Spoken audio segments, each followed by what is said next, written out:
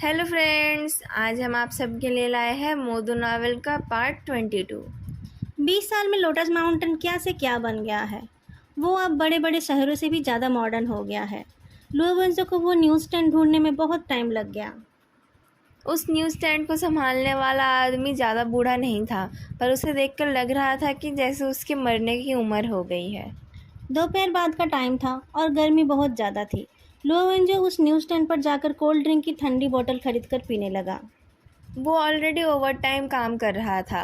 इतने पुराने एक केस के बारे में सीनियर्स से बात कर कर वो थक गया था। कोल्ड ड्रिंक ख़त्म करके वो आराम करने लगा। वो न्यूज़ स्टैंड ओनर उसे बैठने के लिए एक प्लास्टिक स्टूल देता है और पूछता है कि वो क्या काम करता है। लोवेंजो कोल्ड ड्रिंक की बोतल को हिलाते हुए बोलता है, मैं पुलिस से हूँ। वो न्यूज़ स्टैंड ओनर फ्रीज हो जाता है।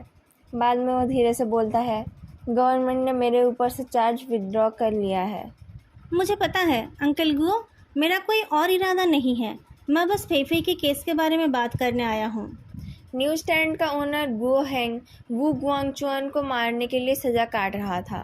बाद में उसकी सज़ा कम हो गई और वो जेल से छूटकर लोटस माउंटेन वापस आ गया। पर तब तक 18 साल बीत गए थे और उनके घर वाले सब या तो मर गए थे या फिर उससे रिश्ता नहीं रखना चाहते थे। उसकी वाइफ ने भी पहले ही उसे डिवोर्स दे दिया था। अकेले इस जहां में वो छोटा सा बिजनेस करके गुजारा कर रहा था। और क्या बात करनी बाकी रह गई है, मैंने सजा भी काट ली है, गोहेंग ने कहा। लुओ मंजू थोड़ा सॉफ्ट वॉइस में बोलता है, मैं आपके जख्मों को कुरतने नहीं आया हूँ, पर बात यह है कि एक और लड़की मिसिंग है और सबूतों से लग रहा है इस केस का उस केस से कनेक्शन है। लुओवेंजो पूरी बात बताता है, पर गोहेंग को लगा कि पुलिस उस पर शक कर रही है। वो गुस्सा हो जाता है। लुओ मंजो ने बताया कि वो बस कुछ डिटेल्स जानना चाहता है। गोहेंग गुस्सा होकर बोलता है, 20 साल पहले जब मैं बार बार उस बारे में बात करना चाह रहा था, तब तुम लोग कहाँ पर थे? अब भागो यहाँ से। अगर मुझे पता होता कि तुम पुलिस से हो तो मैं तुम्हें कुछ भी नहीं बेचता। लुओ वेंजो ठंडे दिमाग का नहीं है, पर उसे पता था ये गुस्सा दिखाने का टाइम नहीं है। उसने चूतोंग की फ़ोटो निकाल कर कहा, ये लड़की 6 क्लास में जाने वाली है, पढ़ाई में भी अच्छी है। 5 दिन हो गए हैं इसे खोए हुए। आपको पता है ना 5 दिन का क्या मतलब है? मैंने सुना कि आपने उस टाइम चाइल्ड किडनैपिंग केसेस के बारे में बहुत पढ़ाई की थी, इसलिए मैं आपसे बात करने आ गया। गोहेंग की नज़र उस फोटो पर पड़ी। जब तक ना कोई बॉडी मिलती है तब तक हम सर्च करना बंद नहीं कर सकते। उस टाइम बच्चों का कोई पता नहीं चला था, पर हम उस चीज़ को दोबारा होने नहीं दे सकते। हम सिर्फ आपसे मदद ही मांग रहे हैं, नहीं तो हमें शायद और 7 लड़कियों की मौत का इंतज़ार करना पड़ेगा। गोहेंग का चेहरा बदल गया। फोटो वाली लड़की गर्दन टेढ़ी करके उनके तरफ देख रही है। उसका एक कैनाइन टूथ टेढ़ा है। गोहेंग को लगा कि चूटंग थोड़ी थोड़ी गुओ फई की तरह दिखती है। मैं बस चंद सवाल पूछूंगा। गोहेंग के पीछे पीछे स्टैंड के अंदर जाते हुए लो वंजो ने पूछा, पेंसिल बॉक्स में बेल्स के बारे में आपने किसको बताया था? मैंने पुलिस को बताया था। मेरे जो जानने वाले मेरी मदद कर रहे थे उनको भी मैंने वो सब बताया था। क्या आप उन सब का नाम बता सकते हैं? गोहंग ने कहा कि उन्होंने वो सब बातें बहुत लोगों को बहुत बार बताई थी। आपने इन्वेस्टिगेशन कहाँ से शुरू की थी? आपको वू गुआंगचुआन कैसे मिला था? गोहेंग उस वेस्ट मैनेजमेंट स्टेशन में बहुत बार गया था जहाँ से किडनैपर ने कॉल किया था। वहाँ कोई नहीं रहता था। वहाँ से कोई बस भी नहीं जाती थी। वहाँ बस कार से ही जाया जा सकता था। काउंटी टाउन से वहाँ जाते टाइम एक टोल रोड से जाना पड़ता था। उस टाइम ज़्यादा कोई नहीं जाता था। पुलिस को पता होता था कौन सी गाड़ी कहाँ से आई थी। पर उस जगह के पास एक हाईवे था जो लोटस माउंटेन से शहर की तरफ जाता था। उस हाईवे से एक स्लोप था जो उस वेस्ट मैनेजमेंट स्टेशन तक जाता था। उससे कोई कार नहीं जा सकती थी, पर कोई इंसान उस रास्ते से उतर सकता था। पर बाहर से आया हुआ एक आदमी उस जगह के बारे में कैसे जानता था जहाँ कोई नहीं जाता था? और एक 11 साल की लड़की को उठा के पहाड़ से उतरना ना तो आसान था और ना ही लॉजिकल। पुलिस ने भी वही कहा था, पर गुओहेंग अपना इन्वेस्टिगेशन चलाता रहा। गुओफे की होमरूम टीचर ने भी उसकी बहुत मदद की। वो टीचर बहुत ओल्ड थी और उनकी मौत भी हो गई है। लुओवेंजो ने कहा कि उसने सुना है कि वो गुआंगचुआन लोटस माउंटेन जाकर बीमार हो गया था और हॉस्पिटल में एडमिट था, तो गुओहेंग को उस पर शक क्यों हुआ? गुओहेंग को शुरू में वो गुआंगचुआन पर शक नहीं हुआ था। उसने जिंगसियो स्कूल के पास एक सस्ते गेस्ट रूम में रहकर उन सारे टीचर्स के ऊपर नज़र रखना शुरू कर दिया था जो लोटस माउंटेन गए थे। तभी एक दिन गुओहेंग ने देखा जिनजियो स्कूल का यूनिफॉर्म पहना हुआ एक लड़का वू गुआंगचुआन को चुपके से फॉलो कर रहा था। उस लड़के ने कहा कि उसके क्लास की एक लड़की हमेशा क्लास मिस क्या करती थी। वो लड़का क्लास मॉनिटर था। टीचर ने उसे पता करने के लिए कहा। उसने देखा था वो लड़की वू गुआंगचुआन के पास गई थी, पर वू गुआंगचुआन को पूछने पर वो मुकर गया था। उस लड़के ने गुओ हेंग को बहुत मदद की थी। एक दिन उसके खबर देने पर गुओ हेंग दौड़ के गया और देखा कि वू गुआंगचुआन एक लड़की को खींचकर ले जा रहा था।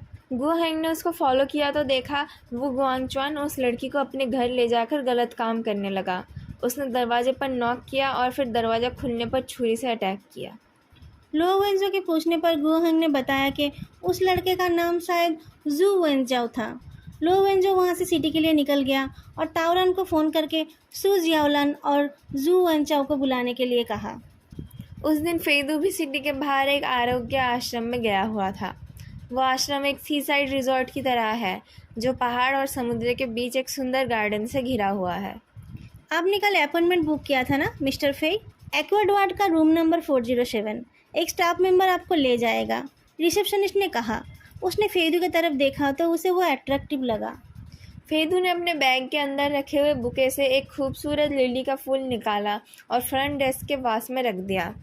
थैंक यू, उसने कहा। मुझे लगता है ये फूल आपके साथ बहुत अच्छा लगेगा। एक्वाड वार्ड में वो लोग थे जो खुद चल फिर नहीं सकते थे। वो वार्ड बिल्कुल शांत था। 407 नंबर रूम में एक डॉक्टर फेदू का इंतज़ार कर रहे थे।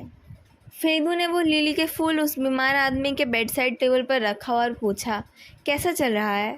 डॉक्टर ने जवाब दिया, ऐसे तो सब ठीक ही है, पर 3 साल हो गए हैं। इनके जागने का चांस बहुत कम है। आप लोगों को मेंटली रेडी रहना पड़ेगा। फेदू एक्सप्रेशनलेसली उस लेटे हुए आदमी को देखते हुए बोलता है, पता है, आप लोगों को 3 साल से बहुत मेहनत करनी पड़ रही है।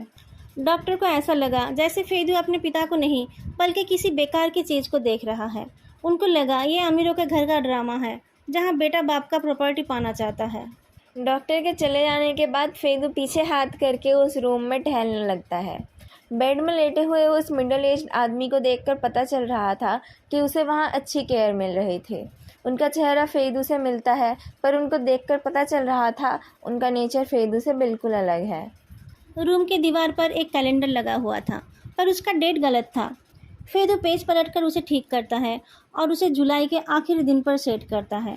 आज उसका बर्थडे है। जिन 2 लोगों ने उसे जन्म दिया था उनमें से एक इस आश्रम के रूम में लेटा हुआ है और दूसरा ज़मीन के नीचे। फेदू उस आदमी की तरफ देखता है और ऑक्सीजन पाइप की तरफ हाथ बढ़ाता है। जो फेदू अभी एक लड़की को फूल दे रहा था, उसके एक्सप्रेशन में और इस फेदू के एक्सप्रेशन में आसमान ज़मीन फ़र्क था। दोस्तों, अगर आपको ये वीडियो अच्छी लग रही है तो तुरंत जाके लाइक, कमेंट और चैनल को सब्सक्राइब जरूर करें। फेदू अचानक मुस्कुराता है, फिर हॉस्पिटल के सीसीटीवी कैमरा की तरफ एक किस फेंक कर बोलता है, डरा दिया ना? वो टेबल से एक कार्ड उठाता है। महंगे आरोग्य आश्रमों में ऐसा होता है। जिन पेशेंट से बात नहीं की जा सकती है उनके लिए उनके फैमिली वाले अपनी मन की बात लिख कर जाते हैं। फेदू ने लिखा, आशा करता हूँ आप कुछ साल और जीने की कोशिश करेंगे। पर उसका एक्सप्रेशन था, आपको इस हाल में देखकर ही मुझे अच्छा लगता है। उस आश्रम का खर्चा बहुत ज़्यादा था। उन पैसों से बहुत सारे डॉक्टर्स, नर्स और बाकी एम्प्लॉयज़ का घर चलता था। कुछ लोग फेदू के पापा के जैसे भी होते हैं, जो लाचार और दूसरों पर डिपेंडेंट हो जाने के बाद ही दूसरों के काम आते हैं। ट्रैफिक ना हो तो उस आरोग्य आश्रम से यान सिटी जाने में फेदू को 4 घंटे लगेंगे।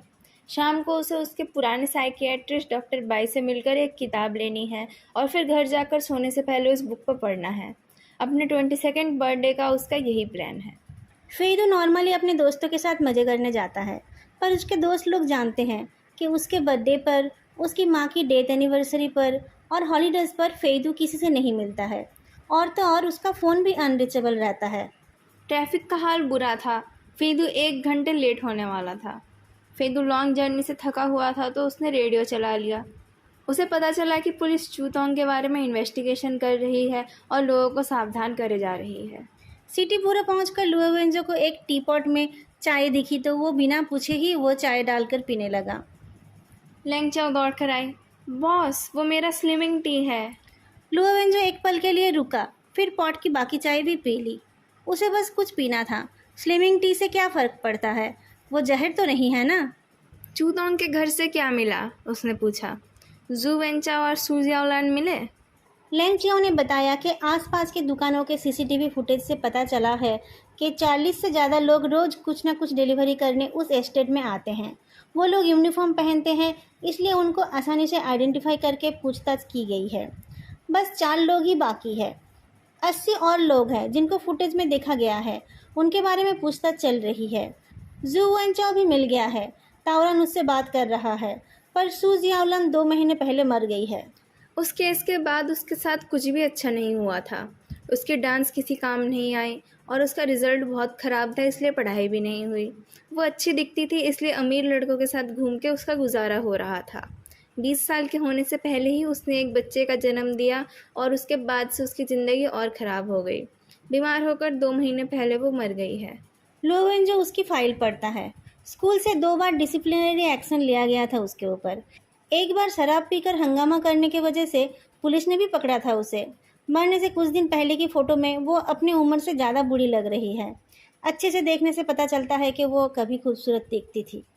जू वेंचाओ एक फ्रीलांस फोटोग्राफर है। वो बहुत लंबा, हैंडसम और तमीज़दार है। पब्लिक सिक्योरिटी ब्यूरो में बुलाए जाने पर वो नर्वस हो गया। ताओरन उसे पानी देता है और एश्योर करता है कि उसे बस कुछ इन्फॉर्मेशन के लिए ही बुलाया गया है। आप जिनजियो मिडिल स्कूल में पढ़ते थे? ताओरन ने पूछा। क्या आपको सू जियाओलान नाम की एक क्लासमेट याद है? जू वेंचाओ के हाथ कांप उठे। बहुत देर बाद उसने हाँ में जवाब दिया। आप मुझे उसके बारे में बता सकते हैं? ताओरन ने एक सिंपल सवाल पूछा था, पर जू वेंचाओ उस सवाल को समझ नहीं पाया। ताओरन के दोबारा पूछने पर उसके हाथ उसके घुटनों पर टाइट हो गए। उसने कहा, बहुत साल हो गए, मेरा उसके साथ कनेक्शन नहीं है। वो एक खुशमिजाज लड़की थी। उसके लंबे बाल थे और वो अलग अलग फ्लोरल पैटर्न ड्रेस पहनती थी। ये सुनकर सबका चेहरा टेंस्ड हो गया। जू वेंचाओ बोलना बंद करके ताओरन और नोट लेने वाले क्लर्क की तरफ देखने लगा। फिर उसने कहा, रेडियो में जिस लड़की के बारे में बोल रहे थे, उसके केस के लिए आपने मुझे बुलाया है? ताओरन हाँ बोलता है और पूछता है, आपको वू गुआंगचुआन के केस के बारे में कितना पता है? जू वेंचाओ अच्छे से सोचकर बोलता है, ज़्यादा नहीं, एक बच्चे को कौन डिटेल में वो सब बताता।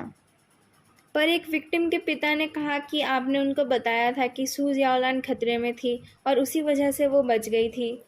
वो उस बात को तो 20 साल से ज़्यादा हो गया है, मुझे याद नहीं है।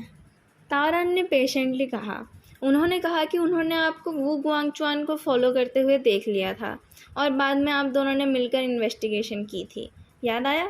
बहुत देर तक सोचकर जू वेंचाओ बोलता है, हो सकता है, मुझे अच्छे से याद नहीं है। उस आदमी से बात करना बहुत मुश्किल हो रहा था। एक सवाल के बाद वो बहुत देर तक सोच रहा था और जवाब में कुछ ठीक से बोल नहीं पा रहा था।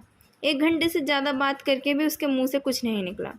लैंग चियाओ ने कहा, मुझे उसे पंच करने का मन हो रहा है। बॉस, क्या वो सस्पेक्ट है? लुओ वेंजो अपना सिर हिलाता है। उसने फ्लोरल पैटर्न ड्रेस की बात की इसलिए? उस टाइम मिडिल स्कूल्स में यूनिफॉर्म पहनना पड़ता था। सिर्फ स्पेशली एनरोल्ड होने के कारण ही शायद उसको रिलैक्सेशन मिलता था। अगर उनकी क्लास में सिर्फ सू जियाओलान ही स्पेशल स्टूडेंट थी तो उसे वो याद रहना नॉर्मल है। पर ताओरन ने पूछा, पर ये अजीब है ना? उस केस ने कितना हलचल मचा दिया था। आपने उस केस में खुद पार्ट लिया था, तो आप वो सब भूल कैसे गए? जू वेंचाओ थोड़ा मुस्कुराकर बताता है कि मिडिल स्कूल के दौरान उसे एक बार बहुत ज़्यादा फीवर हुआ था। वो मरने वाला था। उसके बाद से उसकी मेमोरी अच्छी नहीं है और उसे कोई बात समझने में भी टाइम लगता है। 27 तारीख के रात आप कहाँ थे? इस टाइम जवाब जल्दी आता है। घर में। अकेले? मेरी शादी नहीं हुई है, मैं अकेला ही था। क्या कर रहे थे? फोटोग्राफी के ऊपर एक बुक पढ़ रहा था। आपकी कार कहाँ पर है? बाहर खड़ी है। अगर और कोई सवाल नहीं है तो मैं जाऊं? कल के काम के लिए मुझे कुछ चीज़ें रेडी करनी है। ताओरन के ईयरबड से लुओ वेंजो की आवाज़ आती है। जाने दो उसे, मैंने उसके ऊपर 24 घंटे नज़रदारी का इंतजाम कर दिया है। ताओरन खड़े होकर बोलता है, थैंक यू मिस्टर जू। चलिए मैं आपको दरवाजे तक छोड़ देता हूँ। जू वेंचाओ का बॉडी फाइनली रिलैक्स्ड हो गया और वो चलने लगा। ताओरन ने ऐसे ही बोल दिया, प्राइवेट स्कूल्स बहुत स्ट्रिक्ट होते होंगे, वो बच्चों को अच्छे रिजल्ट के लिए प्रेशर देते होंगे। हाँ, हमें अच्छे से पढ़ना पड़ता था। ये एक अच्छी आदत है। आपको तो फिर लड़कियों से बात करने का भी टाइम नहीं मिलता था। किसी को पसंद करने पर भी आप नहीं बता पाते होंगे।